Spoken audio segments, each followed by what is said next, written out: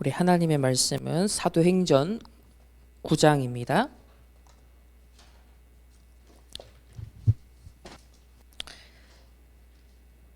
사도행전 9장 15절 한 절 말씀을 우리 함께 한 목소리로 합독하시겠습니다. 주께서 이르시되 가라, 이 사람은 내 이름을 이방인과 임금들과 이스라엘 자손들에게 전하기 위하여 택한 나의 그릇이라. 아멘.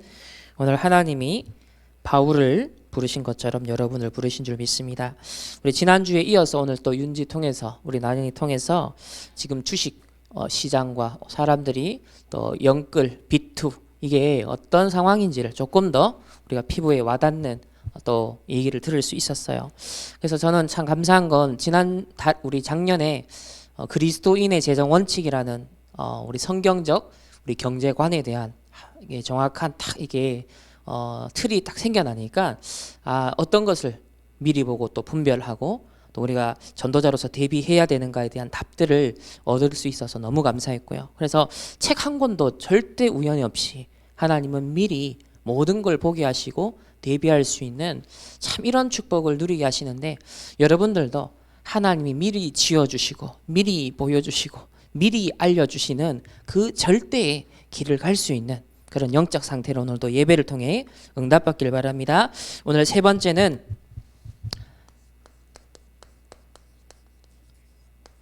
바울이 미리 본 것입니다. 바울은 무엇을 미리 봤을까요? 우리 바울을 통해서 저와 여러분에게 또 하나님이 보여주시는 것은 무엇일까요? 자, 먼저 답부터 드리면 바울은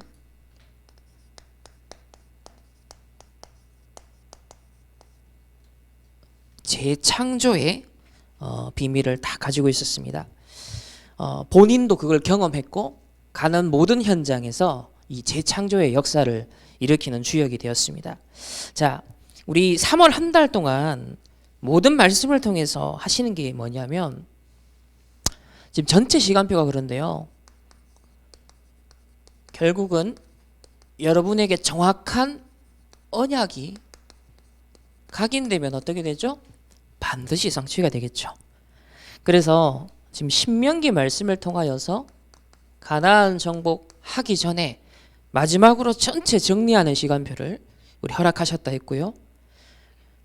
또 우리 히브리서 말씀을 통하여서 우리 담임 목사님이 그리스도를 깊이 생각하라 같은 거죠.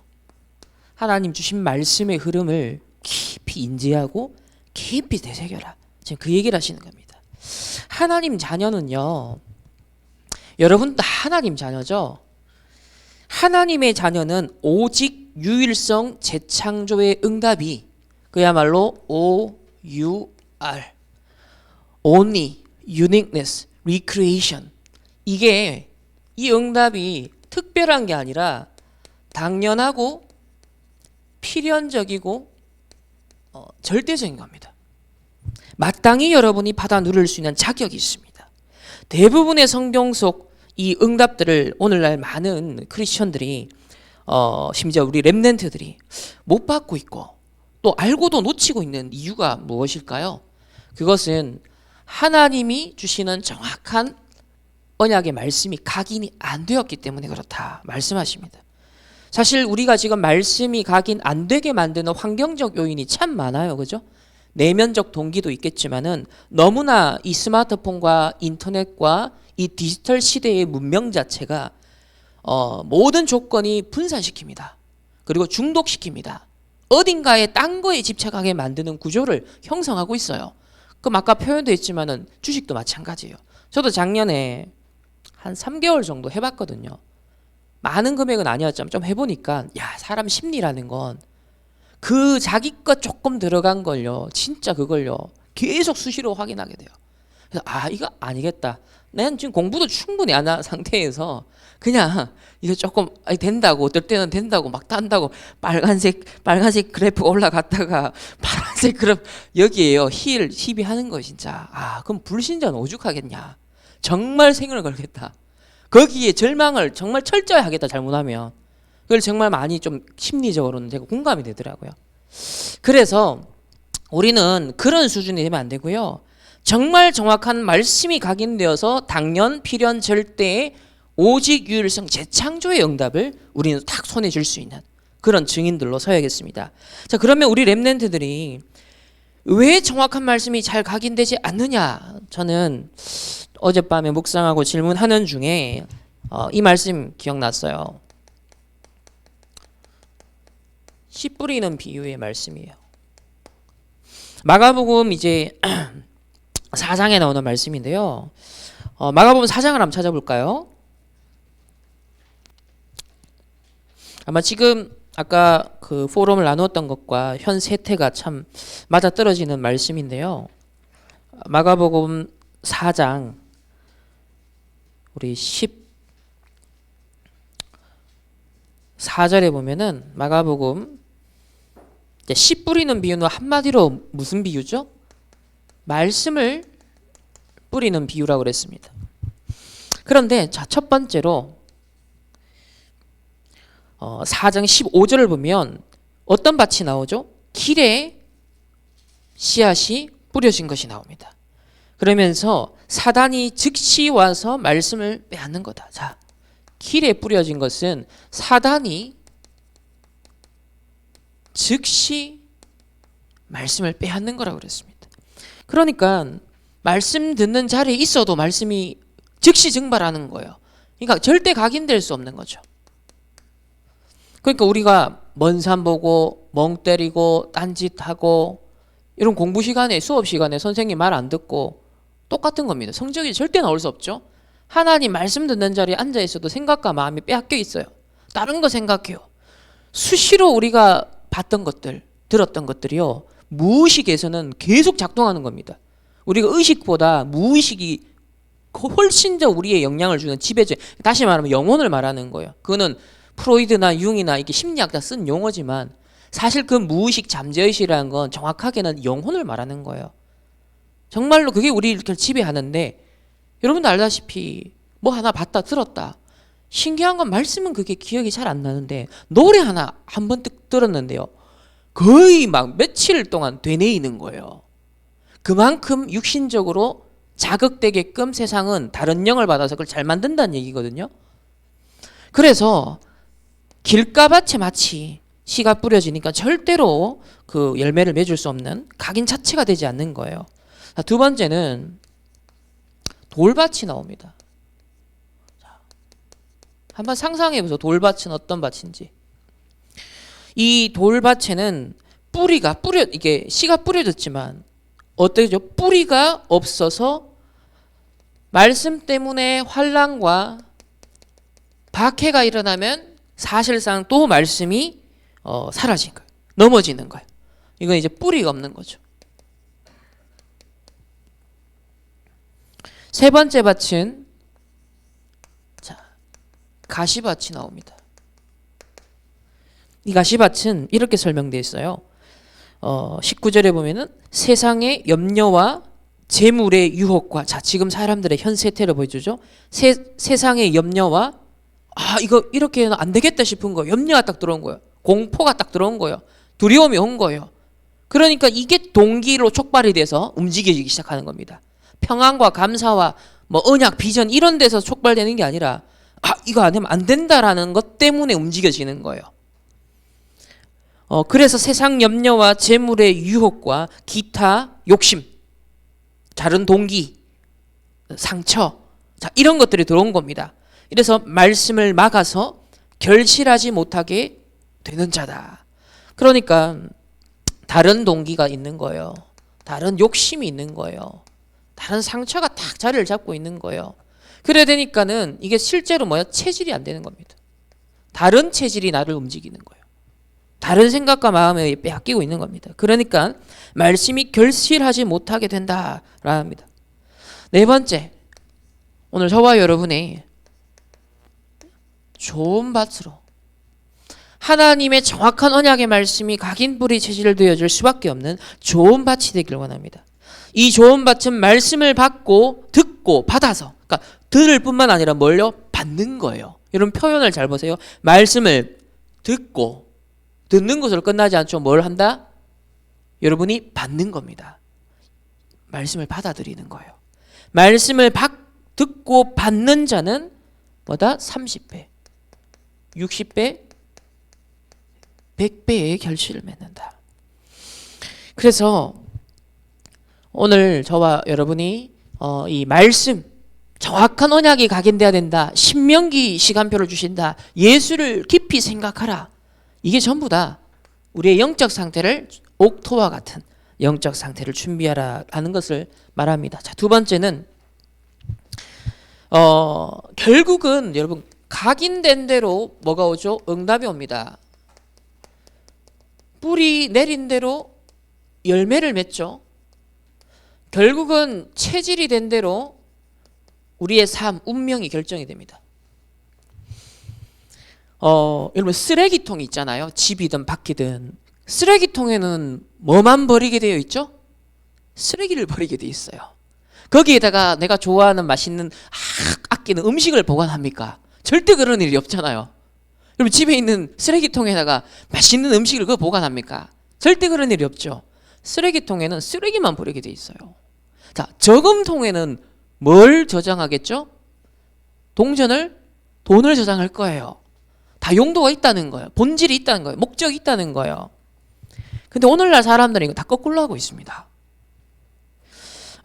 마태복음 12장 34절과 35절을 한번 보세요. 마태복음 12장 34절과 35절을 보면 뭐라고 나와 있어요? 34절에 마음에 가득한 것을 입으로 말한다라고 표현되어 있습니다. 그러니까 그냥 말이 나오는 게 아니라 마음에 쌓여 있던 것이 입으로 나온다. 35절에 더 자세히 말하죠. 자, 선한 사람은 그 쌓은 선에서 선한 것을 내고 악한 사람은 그 쌓은 악에서 악한 것을 낸다. 이게 뭔 말이에요? 결국은 각인된 대로 뿌리 내린 대로 체질된 대로 결과가 온다. 그 얘기를 하는 겁니다. 그러니까 계속 쓰레기 버리면 그게 쓰레기통이 되어버리는 거예요. 정작 쓰레기통이 아니었다가도 쓰레기만 계속 집어넣으면 그게 쓰레기통이 되어버리는 겁니다. 마치 우리의 영적 상태가 이 좋은 옥토와 같이 다 말씀이 계속 쌓이면 어떻게 돼요? 예배의 단이 계속 쌓이면 어떻게 됩니까? 하나님의 것이 쌓여서 오직 율성 재창조의 응답이 올 수밖에 없는 상태가 딱 되잖아요. 근데 사단은 오늘날 다 이렇게 만드는 거예요. 그래서 구원받은 하나님의 자녀인데 마치 우리의 삶을 우리의 마음과 생각의 밭을 쓰레기통과 같이 자꾸 변질시키고 착각하게 만들고 흔들릴 존재가 아닌데 지난주에 뭐요? 자꾸 흔들리는 것처럼 착각하고 있다. 속지 마라. 지난번에 얼마 전에도 그런 비유를 하셨죠. 저도 어떤 책에 이런 내용이 있더라고요. 어떤 노인이 손자에게 손자가 질문을 한 거예요. 마음에 어떤 일어나는 갈등이 있다는 거예요. 악한 마음이 들 때도 있고 선한 마음이 들 때가 있다고. 이 갈등에 대해서 할아버지한테 이 손자가 질문한 겁니다. 이게 뭐냐고, 어떻게 해야 되냐고. 그랬더니 이 비유에 대해서 노인이 이렇게 대답합니다. 자, 악한 늑대가 있고 선한 늑대가 사람의 마음에서 같이 살고 있는데 싸우고 있다는 거예요. 그러면서 어느 쪽이 그러면 이기느냐? 이 손자가 질문을 했더니 할아버지가 뭐라고 대답했을까요? 네가 먹이를 주는 쪽이다 하는 거예요. 네가 먹이를 주는 쪽이다. 그러니까 여러분도 마찬가지인 거예요. 우리가 하나님의 말씀을 선택할 수도 있고 불신앙과 인본주의를 선택할 수 있는 거예요. 그 순간순간의 선택이 결국은 우리의 각인과 뿌리와 체질이 되어서 응답과 열매와 운명으로 결국은 나타난다. 그런 면에서 여러분 불신앙과 상처와 인본주의 빨리 출애굽하시기 바랍니다. 정말 정확한 언약이 각인될 수 있는 옥토와 같은 좋은 밭을 오늘도 이 예배를 통하여서 준비될 수 있기를 원합니다. 그래서 이번 3월 한 달간 뭘 말씀하셨냐면요. 여러분 렘넌트들이 고민이 있느냐? 자, 갈등거리가 있느냐? 혹은 문제도 있을 수 있다. 이 모든 것이 그것으로 끝나지 않고 하나님의 정확한 언약을 각인시키는 발판으로 삼아라. 지렛대로 삼아라. 그래서 여러분 질문하면서 혹 무슨 고민과 갈등이 여러분 내면에 있습니까? 여러분 환경을 둘러싼 문제는 무엇입니까? 그것이 정확한 하나님의 언약을 각인시킬 절호의 기회로 하나님이 내게 주신 은혜요 선물이구나 라고 볼 수 있는 믿음의 눈이 활짝 열리시기를 오늘 예수님의 이름으로 축원합니다. 자, 본론으로 그럼 들어가겠습니다. 오늘 바울이에요. 자, 오늘 바울이 특별히 오직 유일성, 재창조의 증인이었습니다. 그걸 하나하나 찬찬히 살펴볼 텐데요. 이 바울에게서 어떤 포인트를 하나 주셨냐면요. 생각할 거리가, 자, 세상 것이 중요합니까 안 합니까? 세상 것이 왜 중요한지 바울은 알았다 그랬습니다. 그러니까 바울은 공부도 제대로 했어요. 배경도 좋아요. 스펙이 좋아요. 앞에 탁 바리새인들 앞에 내놔도요. 그 공회원들 앞에 내놔도요. 전혀 뒤지지 않는 최고의 스펙을 가지고 있었습니다. 그러니까 가진 게 많은 사람이었어요. 이룬 것도 많은 사람이고 앞으로 사실 탄탄대로가 보장된 사람이기도 했습니다. 그런데 동시에 바울은 복음을 깨닫고 나니까요. 이게 별로 안 중요하다라는 것도 깨달았어요. 그러니까 정확하게 보셔야 돼요. 세상을 무시해서도 안 됩니다. 그죠? 왜? 하나님의 주신 일반 은총의 원리가 이 세상에서 작동하기 때문에, 그렇기 때문에 공부를 해야 돼요. 학교도 가는 거예요. 전문성도 쌓아야 되는 거예요. 성실함도 필요한 거예요. 그렇지만 또 세상이 중요하지 않은 이유는 세상에는 영원한 답은 없어요. 근원적인 또 답은 없어요. 전부 다 12가지 문제 속에 헤매고 있는 사람들이 막 몸부림치는 중에 뭐 이것저것 발전도 되는 것 같지만 결국 한계가 있잖아요. 사망에서 생명으로 바꾸지 못합니다. 지옥과 사단의 배경에서 출애굽시켜 주지 못해요. 그러니까 영원한 답은, 근원적인 답은 주지 못한다는 겁니다. 그래서 세상이 중요하지만 또 중요하지 않다. 세상 것이 필요하지만 또 필요하지 않다. 라는 굉장한 어떤 이중적인 역설적인 표현을 썼지만 이 말은 뭘 말하냐면 렘넌트들이 정확한 걸 보라는 거예요. 세상을 무시하거나 강구하거나 마치 내가 세속을 뭐 초탈했다 그러면서 막 무시하는, 자기는 이런 것도 없으면서 배설물과 같다, 세상을 배설물과 같다 하면 그건 되게 웃긴 얘기가 되는 거예요. 맞잖아요. 바울 정도가 돼서 세상 것은 배설물이야 그러면 이래 이해가 되죠. 근데 이 만약에 초등학교 나온 친구가, 초등학교 졸업한 친구가 대학원생 앞에 가가지고 세상 거 별거 없어 이러면 그거 어떻게 되겠습니까? 만약에 워런 버핏 앞에 가가지고 있잖아요. 이제 주식 해가지고 한 1억 정도 벌었다. 주식 했더니 이렇게 얘기하면 어떻게 되죠? 워런 버핏이. 그러니까 세상 것이 분명히 중요합니다. 그래서 객관성이 필요해요. 사실성도 필요해요. 그렇지만 정말 그것이 인생의 궁극적인 답은 되지 않기 때문에, 영혼을, 사람을 살려주지 못하기 때문에 그것에 생명을 걸 필요는 없는 거예요. 잘 준비해야 돼. 그 잘 준비된 것을 무엇을 위해서 써야 되느냐? 영원한 것을 위해서 써야 되는 거예요. 여러분이 공부도 해야 됩니다. 돈도 벌어야 됩니다. 직장도 가야 됩니다. 성공도 해야 됩니다. 하지 말라는 얘기가 아니에요. 이 목사님도 렘넌트를 성공해라. 돈 많이 벌어라. 응답 많이 받아라. 넘어서라. 그 얘기를 하는 거예요. 무시하라는 얘기가 아니라 넘어서라는 거예요. 그깟 것 가치 때문에 하나님의 영광 가리지 말라는 겁니다. 정말 이루고도 하나님의 더 큰 영광을 위해서, 하나님의 나라를 이루기 위해서, 하나님, 나의 이 이룬 것들이, 내가 성공한 것들이 오히려 내가 이룬 게 아니라 하나님이 주신 것으로 하나님의 성전을 내가 건축했습니다. 이 바울의 중심 고백처럼 여러분이 열심히 해야 됩니다. 성실하게 해야 됩니다. 당연히 객관적으로 실력이 있어야 돼요. 불신자가 와도 인정할 만큼. 워너메이커 보세요. 성실하게 해야 돼요. 그러나 그게 다가 아니다. 그걸 넘어서서 하나님의 더 큰 계획과 절대 목표가 무엇인지를 향해 계속 갱신해야 된다. 여러분 조금 응답받아서 조금 내가 이만하면 이뤘지. 아니에요. 그리스도의 깊이와 넓이, 높이 무한대입니다. 여러분 누릴 건 무궁무진해요. 그러니까 내가 좀 이룬 줄 아느냐 착각하지 마라.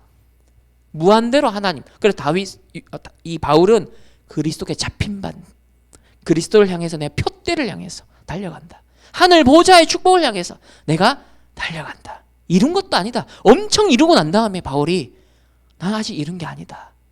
그런 여러분 고백을 할 수 있기를 바랍니다. 사실 이러한 딱 영적 상태가 되니까요. 바울은 모든 것이 그냥 재창조의 역사가 되었죠. 자, 그러면 이걸 알고 오늘 바울이 실제로 가진 비밀을 하나하나씩 확인하겠습니다. 바울은 첫 번째로 무엇이 오직이었냐? 오직 그리스도였습니다. 바울의 일평생 메시지는 뭐였냐? 오직 그리스도였습니다. 왜냐? 그가 오직 그리스도를 만났습니다. 오직 그리스도를 체험했기 때문입니다. 자, 첫 번째는 바울이 어마어마한 핍박자였죠. 사도행전 9장을 한번 보시면요. 사도행전 9장 1절 2절에 보면 어떤 배경이 나옵니까? 자, 이 청년 사울이 하나님 믿는, 예수님 믿는 사람들을 이제 잡아서 이렇게 박해를 합니다. 거기에 다메섹이라는 지역을 향해서 이제 또 출전하려고 해요. 그런데 여기 보면 주의 제자들에 대하여 여전히 위협과 살기가 등등하여 그럽니다. 다메섹 여러 회당에 가져갈 공문을 얻으려고 합니다. 그러면서 남녀를 막론하고 결박하여 예루살렘으로 끌고 가고자 합니다. 자, 이런 박해자였어요. 그런데 이 바울에게 무엇이 임하냐면 복음의 빛이 비춰집니다. 3절에 보면 9장 3절에 호련히 하늘로부터 빛이 그를 둘러 비치는지라. 4절에 사울아 사울아 네가 어찌하여 나를 박해하느냐. 5절에 보면 주여 뉘시니까 이르시되 나는 네가 박해하는 예수라. 아무나 사실 직접 예수님이 전도하지 않는데 바울은 하나님, 이 예수님이 직접 전도했습니다. 직접 부르셨다 그랬어요. 이 말은 뭘 말하는 거냐면 여러분이 목사님도 중요합니다. 부모님도 중요합니다. 그러나 결국은 여러분이 하나님 앞에서 단독자예요. 하나님 앞에서 신앙, 영혼, 천국과 관련된 관계된 일에 있어서는 아무도 여러분을 도와줄 사람이 없어요. 직접 하나님 앞에 여러분이 서야 되는 겁니다. 그렇잖아요. 구원은 솔직히 말하면 저와 여러분이 구원 진짜 받았는지 안 받는지는 다른 사람은 알 길이 없는 거예요. 하나님만 알고 그리고 나의 가장 깊은 곳에서 아는 거예요. 확신하는 거예요. 그렇기 때문에 신앙은 혼자다. 개인화돼야 된다. 그 얘기를 하는 거죠. 그러면서 이제 바울이 눈도 어두워지고 꼬꾸라지고 난리가 일어납니다. 그래서 8절 9절에 보면요. 자, 눈을 다시 뜹니다. 아무것도 보지 못하고 사람의 손에 끌려 사흘 동안 보지 못하고 먹지도 마시지도 아니하니라. 자기가 열심으로 할 수 있었습니다. 사실 살기가 등등하고 뭐요? 위협과 살기가 등등하여 막 뭡니까? 예루살렘 공회에서 이 사람은 총망 맞는 사실 지도자급 사람이었어요.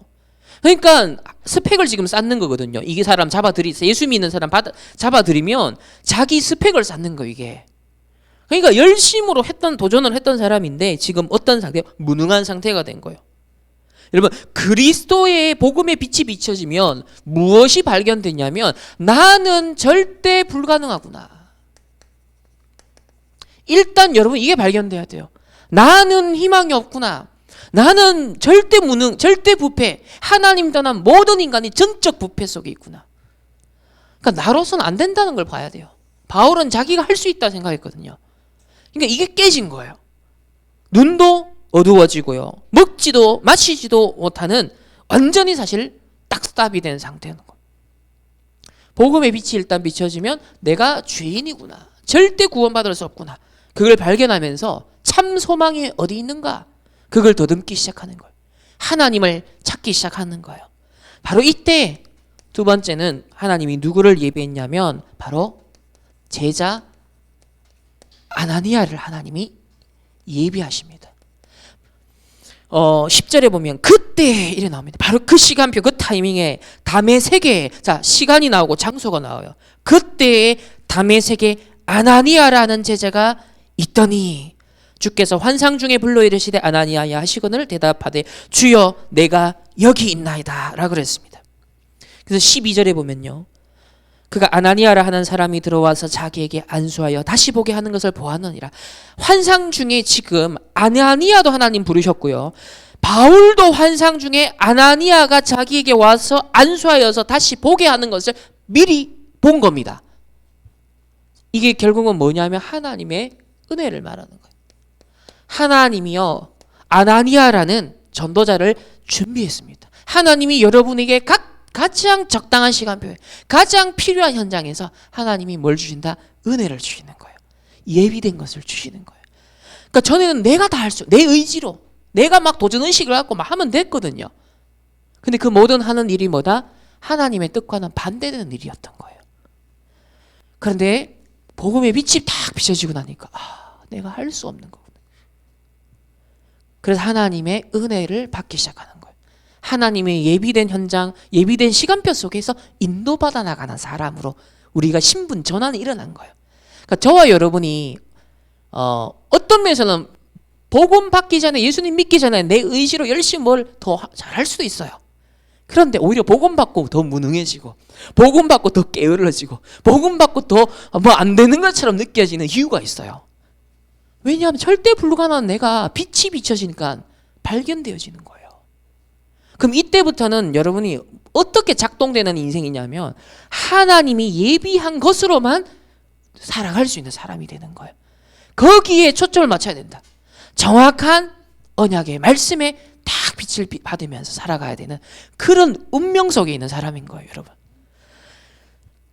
그리고 세 번째, 이제 바울이 어떤 미션 속에 있다? 15절에 보면요, 주께서 이르시되 가라. 이 사람은 내 이름을 이방인과 임금들과 이스라엘 자손들에게 전하기 위하여 택한 나의 그릇이라.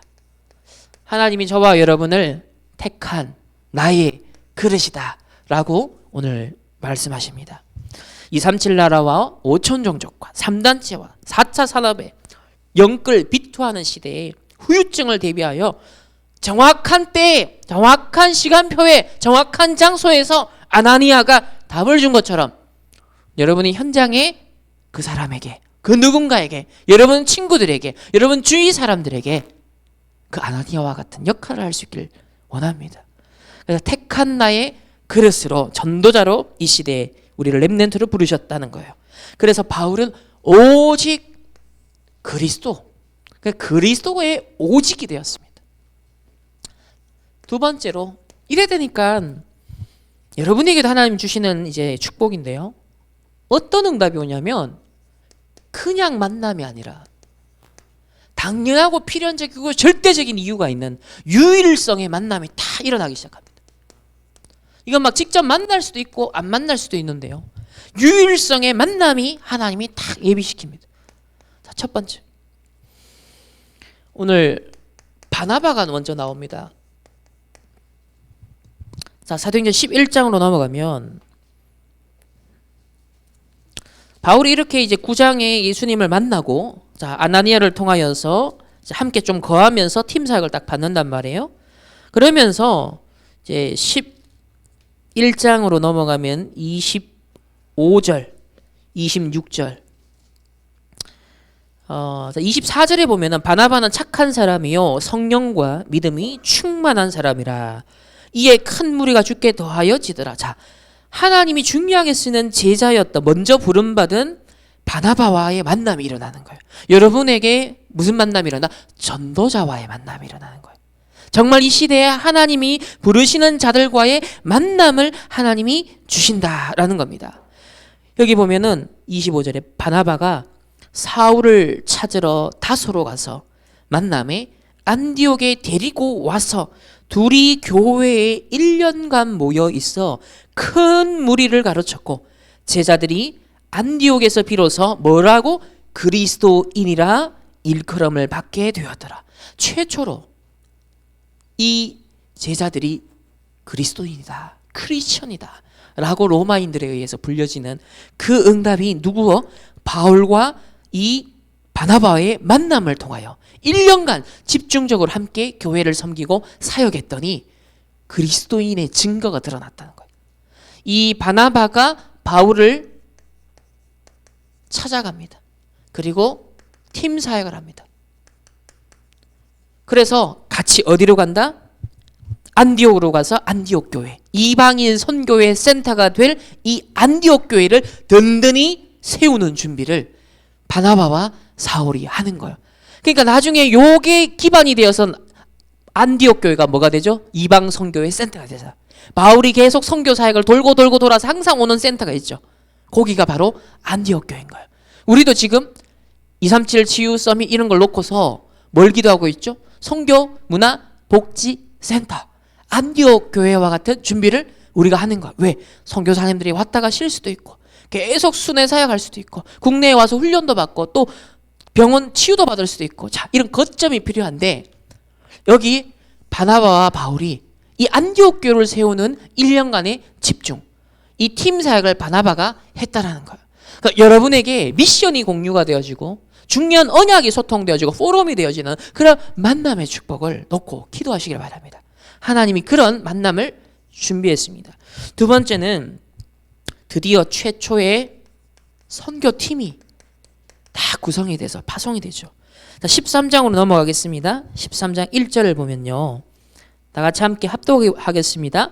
안디옥 교회의 선지자들과 교사들이 있으니 곧 바나바와 니그레라 하는 시므온과 구레네 사람 루기오와 분봉왕 헤롯의 젖동생 마나엔과 및 사울이라. 자, 여기 보면 중요한 사람 바나바, 그 다음에 시므온, 루기오, 마나엔, 사울 5인 1조가 딱 나옵니다. 선교를 위한 뭐다? 어벤져스. 그것도 최초의 자발적인, 전에는 노예 포로 어려움 당해서 막 쫓김을 당해서 주의 뜻을 이루는데 급급했는데 드디어 자발적인 언약을 공유한 자들의 팀 구성인 거예요. 여러분, 이게 기가 막힌 겁니다. 여러분, 부부도 마음 맞기 그렇게 어렵고 삶이 맞춰가기가 어렵다고 하는데, 여러분, 서로 다른 배경, 인종, 그것도 심지어 보면 헤롯은 어떤 사람이었어요? 여기 위에 보면은 헤롯이 핍박했던 사람이잖아요. 그래서 충이 먹어 죽였어요. 그러니까 이런 사실은 이 복음에 대적되는 가문의 사람이 오늘 보면 나옵니다. 헤롯의 젖동생 마나엔. 그러니까 최고 고급 엘리트 가문의 사람도 있고 복음에 원수된 가문도 있고 한때 핍박했다가 복음을 전하는 바울도 있고 또 흑인도 있고, 이게 완전 막 다인종. 지금 미국을 보세요. 막 인종 차별 하나 이런 것 때문에 엄청나게 지금 문제가 심각해지지 않습니까? 갈수록 심각해질 거예요. 이게 좌파 우파 문제, 그리고 막 이념 문제, 그다음에 인종 갈등 문제 막 폭발합니다. 계속 갈수록. 왜냐하면 더 여유가 없는 상태가 되어가도 사람들이 갈수록 자꾸 길가밭이 되죠. 돌짝밭이 되죠. 가시밭이 돼가는 거예요. 영적으로 황폐해지는 겁니다. 죽어가는 겁니다. 오로지 육신만 쫓아가다 보니까 미치겠는 거예요.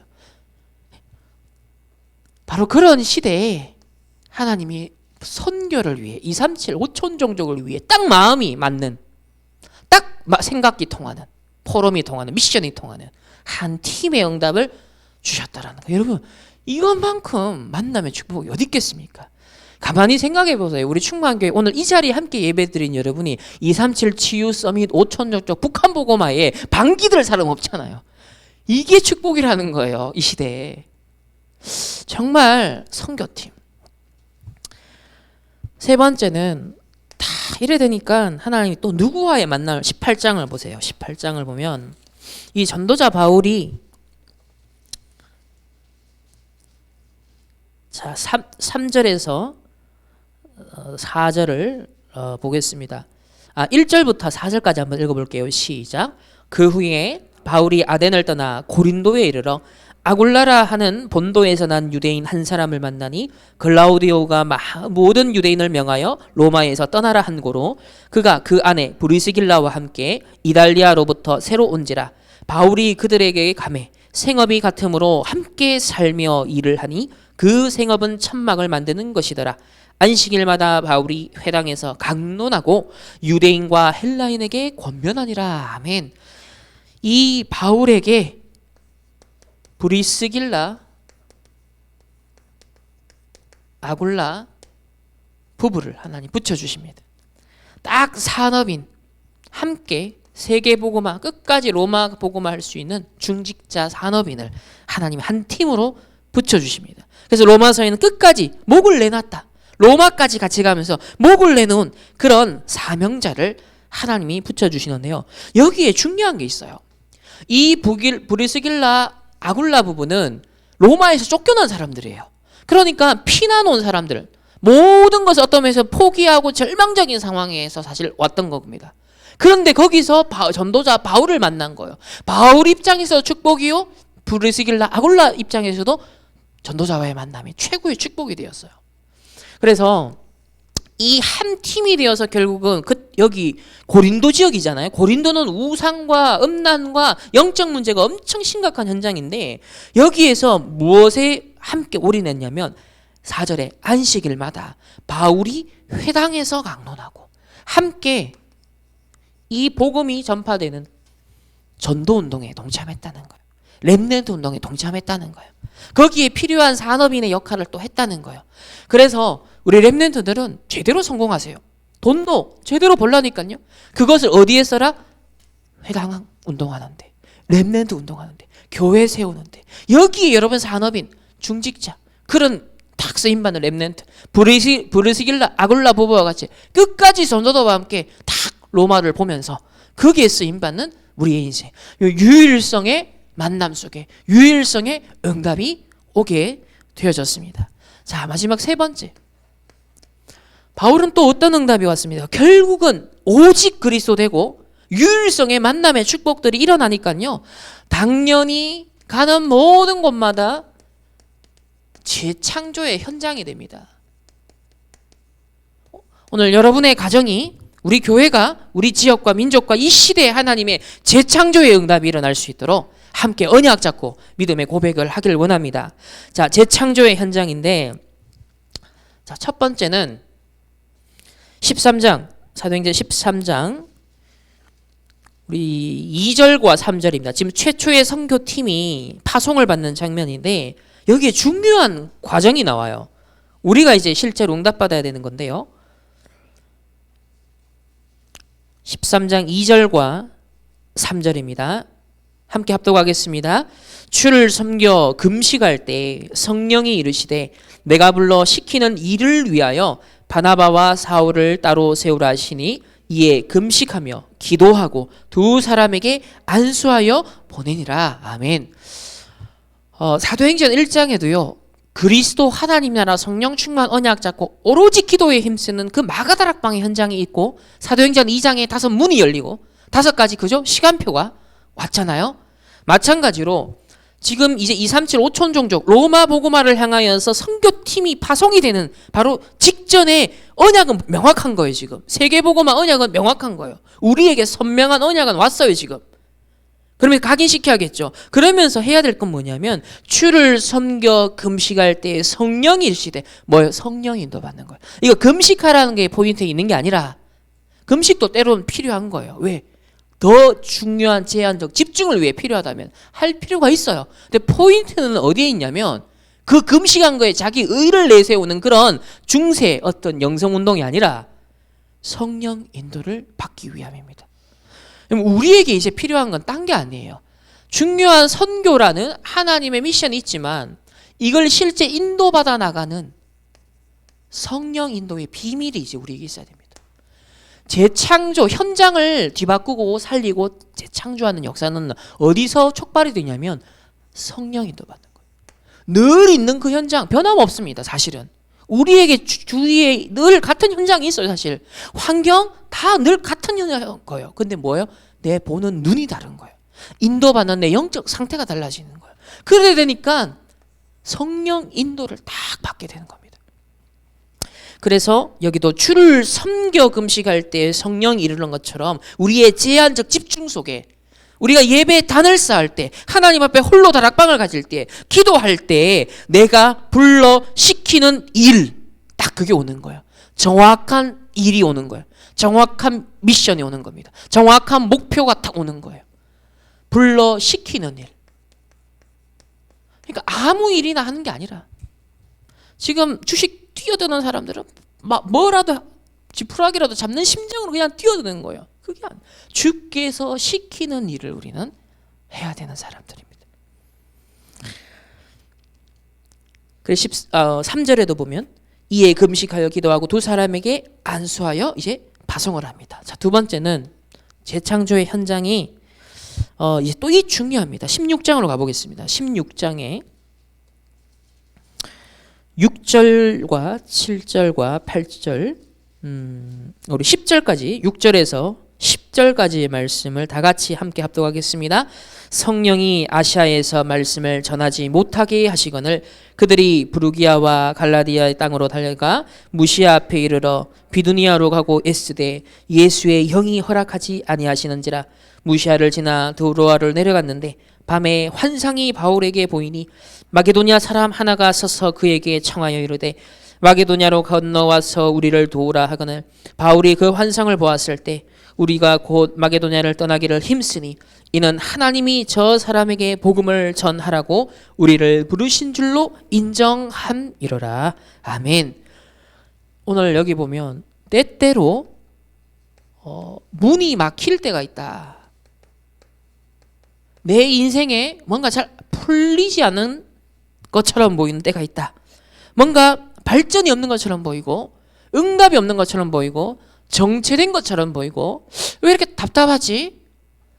문이 막힐 때가 있다는 거죠. 심지어 지금 전도 선교하겠다고 나선 팀에게도요, 하나님이 예수의 영이 허락지 아니한다라고 나옵니다. 그러면서 성령의 인도받는 이제 팀이잖아요. 계속 기도했겠죠. 계속 기도하면서 말씀 인도를 받았겠죠. 그런 가운데 들어오러 갔는데 그날 밤에 이제 바울의 이제 정시 기도였겠죠. 그날 밤에 기도하는 중에 바울에게 하나님 환상을 보여주십니다. 그리고 누구? 마게도냐로부터 한 사람이 와서 우리를 와서 도우라. 정확한 하나님의 목표를 본 거예요. 하나님이 뭐다? 문이 막힐 때 몸부림치는 것이 아니라 성령 인도받는 집중 속에 하나님이 만드시는 전환점을 보라. 마게도냐로 여러분의 인생에, 여러분의 산업에, 여러분의 학업에 하나님이 예비한 마게도냐가 어디냐? 큰 전환점이 어디냐? 이게 이 지점이 아시아로 가느냐, 유럽으로 가느냐, 판가름이 난 겁니다. 그러니까 요때 요 선택이 바로 유럽 역사가 된 거예요. 아시다시피 유럽이 그렇게 먼저 근대화되고 발전하고 모든 문명이 유럽에서 그래서 시작된 게 바로 요 선택에 의해서 갈린 겁니다.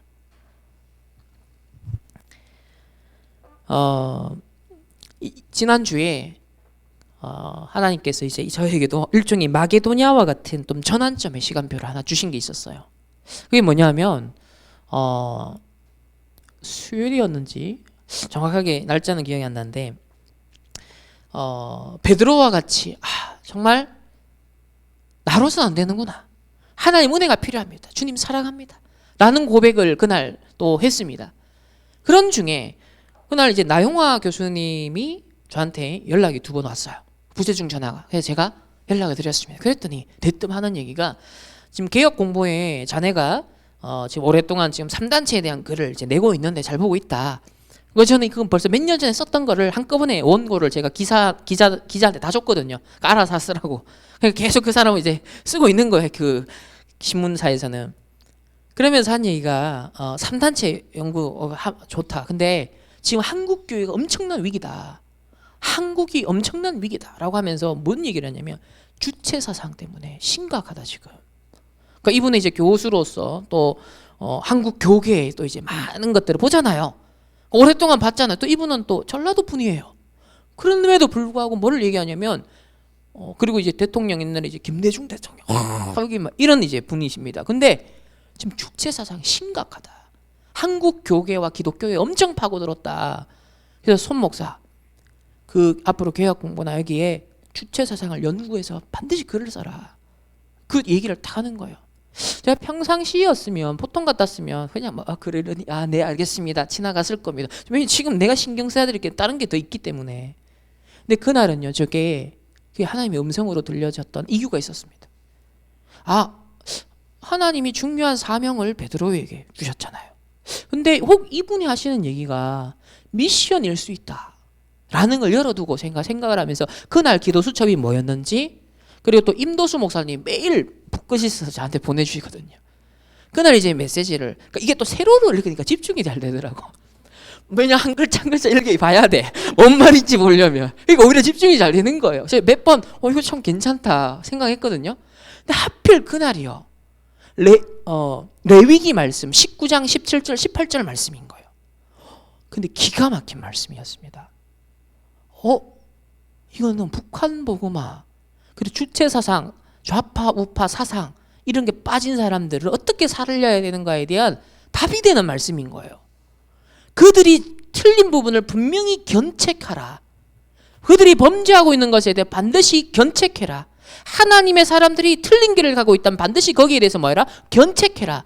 그러나 미워하면 하지 말고 이웃에 대해서 사랑하라. 네 몸과 같이 살아가면서 하라는 거예요. 완전 답인 거예요. 그렇지, 주체사상이든 북한이든 오늘날 좌파 우파든 사실 뭐 지금 동성애 문제 막 이슈되는 것 때문에 좀 보수적인 기독교인들은 막 얼마나 지금 막 덜커덩합니까? 막아내야 되고 막 차별금 지금 막 전투적으로 막아내야 되고 충분히 이해가 되죠, 우리 입장에서는. 근데 한편으로는 우리 막 태극기 부대 하는 거 이런 것도 봤고 굉장히 이제 막 소위 말하는 극보수 이런 분들의 어떤 모습들을 봤어요. 근데 그분들의 어떤 메시지나 전달하는 방식이나 모든 태도에서는 막 걱정, 염려, 두려움, 막 이런 막 긴급함 이런 것들이 너무 앞서버리니까 이유와 목적은 충분히 납득이 되고 그러는 거는 우리가 맞는데 살리지 못하는 거예요. 그 현장은 죽어가는 현장을 못 살리는 거예요. 그래서 우리에게 주신 복음은 좌파 우파 모두를 살려야 되는데 저 주체 사상에 중독된 사람도 살려야 되고 저 북한의 지도자들도 살려야 되고 저 북한의 주민들도 다 살려야 되는데, 그러려면 어느 정도의 초월된 생각이 있어야 되겠냐, 어느 정도의 지도자의 생각이 있어야겠냐. 저는 그 레위기 19장 17, 18절이요 마게도냐로 이끄는 것과 같은 전환점의 이정표의 메시지였습니다. 정말로 맞다, 237과 5천 종족의 지도자들을 결국 세워야 되는데 그 5천 종족에는요 사실 여러분은 뭐 아프리카 그러면 다 우리는 다 흑인 똑같이 흑인 이래 보잖아요. 자, 유럽 미국 사람 다 백인 이래 보잖아요. 아니에요. 그 사람들도 인종이 다 나뉘어져 있었어요. 서로 죽이고 물고 뜯었던 역사들이 다 있어요. 우리가 일본에 침략받고 북한에 의해서 우리 함께 민족, 동족 상잔을 겪었던 것처럼 각 나라 237, 5천 종족은요 각 스토리가 다 있습니다. 좀 심각합니다, 사실은. 그러니까 그 모든 현장에 다 좌파 우파가 있거든요. 다 나름의 스토리가 있고 나름의 이유가 있고 상처가 있어요. 저 태국의 난민으로 발생했는 그 사람들이 카렌족이잖아요. 근데 그 카렌족 중에서 또 한 부류가 있는데 여기에 이제 올해 우리 다락방 멤버들을 사역을 했는데 여기에서 자라난 사람들의 랩넨트들 중에서 생각이 안 바뀌는 게 있다는 거예요. 이게 뭐냐면 자기들의 난민으로 발생시키게 만들었던, 자기를 어렵게 만든 사람들은 전부 다 죽일 놈이에요. 원수리라는 거예요. 그러니까 마치 일본에 대해서 막 극한 막 생각이 품어지고 감정이 나오는 것처럼 이 카렌족의 사람들, 그러니까 복음 받고도 절대 용서가 안 된대. 그러니까 이게 뭐냐면 결정적인 딱 못 넘어서는. 이거는 세계 복음 안 되잖아요. 다 원수잖아, 사실은. 결국은 맞다, 분명히 사단에게 죄 짓고 흑암 가운데 빠진 견책하라, 범죄 가운데 빠지고 있는 것을 견책하라. 왜냐하면 그렇지 않으면 그 사람이 짓는 범죄와 재앙 때문에 함께 재앙이 온다는 거예요. 그렇기 때문에 그걸 함께 그 죄값을 네가 당하지 않으려면 반드시 그 틀린 것을 옳은 대로 돌리는 견책을 하라는 거예요. 그러나 그 견책을 할 때 율법주의로 그런 식이 아니라 그 영혼을 진짜 영혼을 긍휼히 여기고 살리고 어떻게 하면 이웃, 그래서 내 몸과 같이 네 이웃을 사랑하라. 이게요 북한을 향해서도 딱 가져야 될 세계관이고 이게 237, 5천 종족이 앞으로 지도자 신학생들한테 다 심어줘야 될 사상이라는 거예요. 이걸 하나님이 딱 깨닫게 하시는데 저한테는요 마게도냐로 마치 부르시는 듯한 전환점의 메시지로 답이 딱 되는 거예요. 기가 막히죠. 그래서 또 그 이종호 선교사님, 일본에 나고야에 계시는 이종호 선교사님도 한 번씩 저한테 카톡을 보내세요. 이분들이 평생 선교사를 하셨잖아요. 이분도 열정이 보통 아니거든요. 근데 손목사 또 뭐 선교수 이러면서 이 선교 역사를 딱 자기가 연구를 해봤더니 실제 복음화율이 높은 곳과 낮은 곳에 차이가 있다. 그게 뭐냐면 복음화율이 나중에 높아진 곳은 반드시 왕과 그 나라의 지도자를 건드렸을 때는 그 나라의 복음화율이 높다는 거예요. 근데 그 지도자를 놓쳐버리면, 왕을 놓쳐버리면 그 나라는 결국은 쇠퇴해서 기독교가 거의 쇠퇴한다는 거예요. 그래서 우리나라 선교와 일본 선교가 다른 점이 바로 그 부분이었다. 우리는 처음부터 고종 황제를 언더우드 선교사님, 알렌 선교사님, 그러니까 완전 서밋을 향해서 하나님이 문을 먼저 열어버렸어요. 그래서 이 결정적인 차이가 있다. 서밋. 그래서 저는 왕, 서밋, 이게 중요하다. 이게 중요한 게 지도자잖아요. 또 RU, RTS 신학생들 5천 정도 다민족의 중요한 미국에 와 있는 제자들이 사실 그 나라 그 민족에는 서밋들이 와 있는 지도자급 인사가 와 있어요. 우리나라에도 예를 들면 막 제3세계에 와서 잘 살아보세 막 새마을운동 배워가는 이유가 다 지도자들 사람들인 거예요. 그렇지.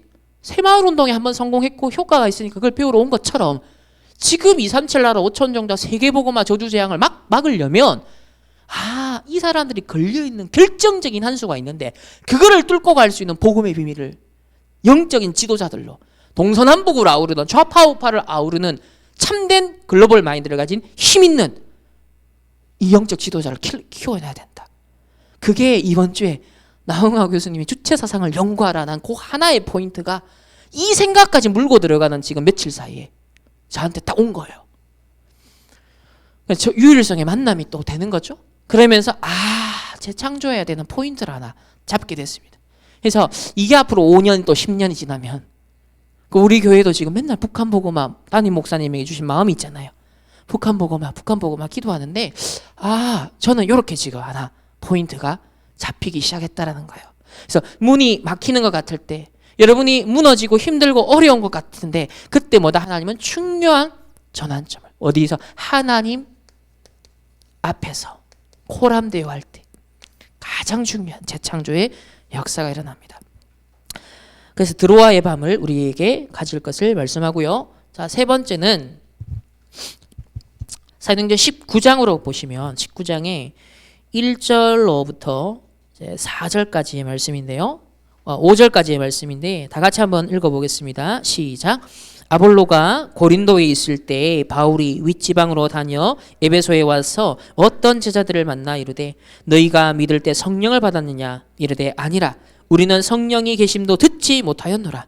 바울이 이르되 그러면 너희는 무슨 세례를 받았느냐 대답하되 요한의 세례니라. 바울이 이르되 요한이 회개의 세례를 베풀며 백성에게 말하되 내 뒤에 오시는 이를 믿으라 하였으니 이는 곧 예수라 하거늘 그들이 듣고 주 예수의 이름으로 세례를 받으니 그랬습니다. 여기 보면 요한의 세례만 아는 사람들에게 기존 신자들이죠. 그런데 뭘 가르쳐줘요? 성령 세례가 있음을 알려줍니다. 그러니까 기존 신자도 그들이 뭔가 알고 있는 지식, 신학, 성경에 대한 이해가 있어요. 그러나 정말 본질이 뭔지, 정확한 복음이 뭔지, 이 7가지 메인스트림의 핵심 66권을 성경 66권을 관통하는 그걸 가지고서 여러분이 뭐다? 주위의 기존 신자들도 살려야 되는 거예요. 틀리게 알고 있는 것들, 비본질적으로 알고 있는 것들, 그걸 정확한 메인스트림으로 흐름을 타도록 안내해 주는 역할. 237 지금 5천 종족 가운데 지금 지금 얼마 전에 이제 인도 얘기를 들어보니까 신학교 목사 안수를 6개월 만에 3개월 만에 단기 코스로 이 사람들이 뚜렷한 신학교가 없는 거예요. 그런 데는. 그러니까 미국에서든 누구든 선교사님이 와가지고 조금 해가지고 바로 안수를 받고, 그러니까 신학 훈련이 안 돼 있는 거예요. 제대로. 중구난방입니다. 또 이 사람들이 가르친 신학이라는 게 해방 신학, 자유주의 신학. 그러니까 이 카렌족 속에도 신학교가 있는데 그 신학교에 지금 들어와 있는 교수들이 그 초창기에 임마누엘 부산교회 박원규 장로님을 통해 했던 이제 그 사역이 이제 은퇴를 하시고 나니까 끊어지잖아요. 사실 세대 교체가 되는 거예요. 박원규 장로님이 같이 하셨던 그 현지에 있었던 제자가 이제 나이가 들어 죽었단 말이에요. 그러니까 다음 세대가 일어나 버리니까 이 다음 세대의 교수진들이 전부 다 자유주의 신학자 들어온 거예요. 그러니까 이게 엉망이 돼버린 겁니다. 그래서 뭐다? 요한의 세례만 있는 게 아니라 성령의 세례, 본질을 다 정확하게 전달하는 것이 너무 많이 지금 기다리고 있다. 우리 기존 신자, 기존의 목사님들, 기존의 제대로 신학 교육 안 된 많은 237 나라에 많은 예비된 지금 지도자들이 있다라는 거죠. 그리고 네 번째 보면은 이런 베이스 속에서 오늘 19장 8절, 9절, 10절 말씀입니다. 다 같이 한번 읽어보겠습니다. 시작. 바울이 회당에 들어가 석 달 동안 담대히 하나님 나라에 관하여 강론하며 권면하되 어떤 사람들은 마음이 굳어 순종하지 않고 무리 앞에서 이도를 비방하거늘 바울이 그들을 떠나 제자들을 따로 세우고 두란노 소원에서 날마다 강론하니라. 2해 동안 이같이 하니 아시아에 사는 자는 유대인이나 헬라인이나 다 주의 말씀을 듣더라. 아멘. 여기 보면 회당에 들어가서 석 달 동안 하나님 나라, 먼저 유대인의 회당에 들어갔습니다. 그리고 석 달 동안 복음을 전파했어요. 그랬는데요, 믿는 사람도 있었겠지만 마음이 굳어 순종하지 않고 비방하는 사람들이 나왔어요. 그래서 어떤 전환점을 맞이하냐면 따로 제자를 세웁니다. 그리고 어디를 파고드냐면 두란노 서원입니다. 불신자 현장. 회당은 유대인 현장이었죠. 종교인의 현장, 기존 신자 현장이었는데 그 중에 더 결국은 마음이 굳어 안 믿는 거예요. 그래서 아예 두란노 서원, 이 에베소 지역에 있는 아주 유명한 엘리트들이 모여있는 그런 일종의 뭡니까? 도서관 같은, 큰 도서관 같은 거예요. 학교 같은 거예요. 이 두란노 서원에 가서 이 회당은요, 안식일만 가서 안식일만 일주일에 한 번 가는 거예요. 그런데 서원은 불신자 현장에 매일 간 겁니다. 그 제자를 따로 세우고 렘넌트를 따로 세우고 매일 불신자 현장에 날마다 강론하니라. 그랬더니 2년 동안 이걸 집중했더니요, 스케줄 갖고 집중했더니 아시아에 사는 유대인이나 헬란이나 다 주의 말씀을 듣더라. 그래서 일단은 뭐다? 모든 사람이 한 번은 복음을 듣게 하라. 어떻게 하면 한 번은 내가 아는 모든 사람에게, 친구에게, 가정, 가문, 친지들에게 한 번은 정확한 복음을 듣도록 해줄까? 요걸 어떻게 심부름할까? 이거를 이제 고민을 하는 겁니다. 자, 결론입니다. 오늘 결론은 지금 나오는 게 7가지 7대 메인스트림의 흐름, 이 속에 있는 나, 이때 뭐다? 재창조 된답니다. 그리스도 예수 안에서 우리를 새로운 피조물로 하나님 만드셨는데, 실제 그걸 이제 누리는 것은, 회복하는 건 이 7가지 말씀의 흐름 속에, 핵심 속에서 찾아낸다. 그래서 그 7가지가 뭐죠? 성삼위 하나님이 우리와 함께한다. 우리에게 신분과 권세를 주셨다.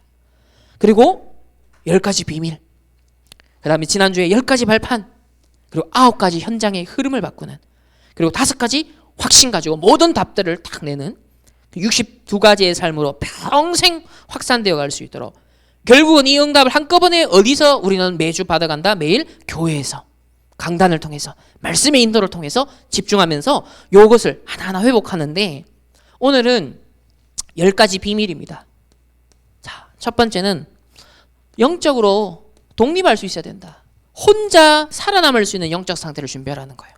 사람을 의존하고, 세상을 의존하고, 지식을 의지하고, 내 주먹을 믿어라, 돈을 믿어라, 이게 아닙니다. 하나님이 나와 함께 하는 것이 나의 의지의 대상이 되는 거예요. 독립. 어떤 경우도 살아남고 어디서든지 살아남을 수 있는 영적인, 독립할 수 있는 준비, 자립할 수 있는 준비를 렘넌트들은 해라. 자, 두 번째는, 그리고 어디를 가나 뭘 봐라? 영적 사실을 봐라. 보통은 다 현실에 좌지우지되죠.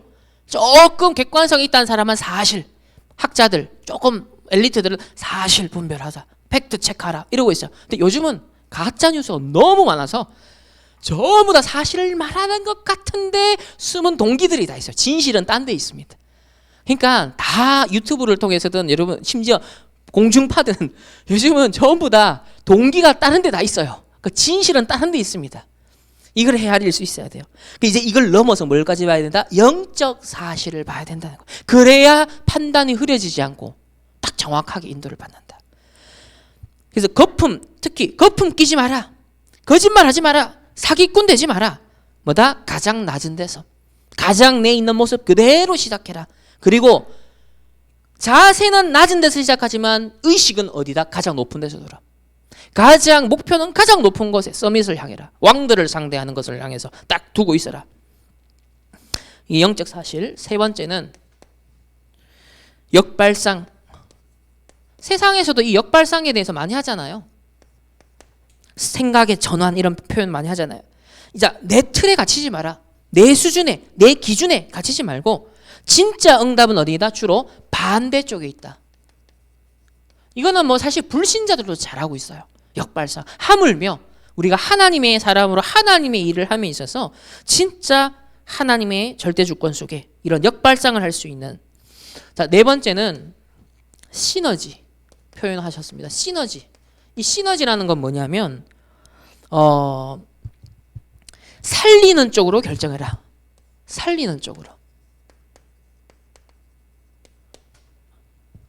어떤 사람이든 상황이든 살리는 쪽으로 결정해라. 그래서 어두움 가운데 있다면 빛을 비춰줘서 살려줘라. 그게 이제 시너지다. 나 때문에 여러분의 현장, 여러분의 가문에 뭐다? 시너지가, 빛이 쫙 전달되도록. 나 때문에 이 사람이 살 수 있도록 그런 시너지 역할을 여러분이 해라는 거예요. 다섯 번째는 모든 위기는 기회가 있기 때문에 불신자도 사실 이런 생각을 하니까요. 정말 복음 가진 자가 뭐 못 믿을 게 어디 있습니까? 하나님을 믿고 모든 기회 속에, 모든 위기 속에 기회를 찾아내라. 위기를 절호의 기회, 최고의 기회로 만들어라. 오히려 위기 쪽에 답이 있다 하면서 이 위기에 당황하지 말고 지금 4차 산업 코로나 위기입니다. 분명. 그러나 그 안에도 뭐가 있다? 기회가 있음을 확신하고 믿음으로 발을 내딛는 우리 렘넌트들이 돼야겠죠. 자, 여섯 번째는 무경쟁이다. 자, 여러분은 불신자와 경쟁하는 거면 그 하나님 주신 거 아니다. 경쟁하는 수준은 하나님 주신 거 아니다. 우리는 무경쟁, 싸우지 않고 이기는 힘이 있어야 된다. 엘리사가 아람 나라 군대를요 죽이지 않았습니다. 살렸습니다. 싸우지 않고 완전 이기는 완전 영적 싸움 했다는 거죠. 무경쟁. 그러니까 영적 싸움 해라. 오직 유일성 재창조의 길이 있습니다. 자, 일곱 번째는 재창조. 그리고 재창조에다 하나 더 붙었어요. 재창조 이제 OURS hours. 이게 뭐냐면 오직 only죠. uniqueness 유일성. 그다음에 R은 recreation. S는 시스템. 그러니까 오직 유일성 재창조의 시스템을 준비하라. 워너메이커를 얘기하셨습니다. 가장 낮은 자리에서 그걸 하나 탁 성공시키는 거예요. 고급 식당도 수조부터가 다르다. 그래서 노바디에 탁 아무도 하지 않는, 아무도 할 수 없는 그거를 작은 것도 청소를 해도 뭐다? 완전 서밋 청소를 해라. 노예 일을 해도 완전 서밋으로 해라. 재창조 아니 만들어버려라. 여덟 번째는 우리를 하나님 서밋으로 불렀기 때문에 딱 서밋 자리, 서밋 자세에 딱 가져야 됩니다. 서밋 위치에 있지 않으면 안 된다. 그래서 가장 낮은 곳에서 최고를 향해서 딱 뛸 준비를 해라. 특별히 영적 서밋 자세를 딱. 대통령은 당장 못 돼도 여러분이 뭐다? 문재인 대통령보다 영적으로는 답을 줄 수 있는 확신을 딱 갖고 있어야 돼요. 그죠? 그래서 딱 서밋 자리에 있어야 된다. 아홉 번째는 어디를 가라 그러냐면 사막과 황무지로 가라. 노바디 현장, 노웨이의 현장, 노 타임의 곳, 노 웨어, 노 앤서, 답이 없는 그곳에, 시간표를 놓쳐버린 그곳에, 아무 길이 없어 보이는 그곳에, 아무도 가지 않는 것처럼 보이는 사막과 황무지를 오히려 렘넌트들이 선택해라. 그래서 이렇게 얘기하셨어요.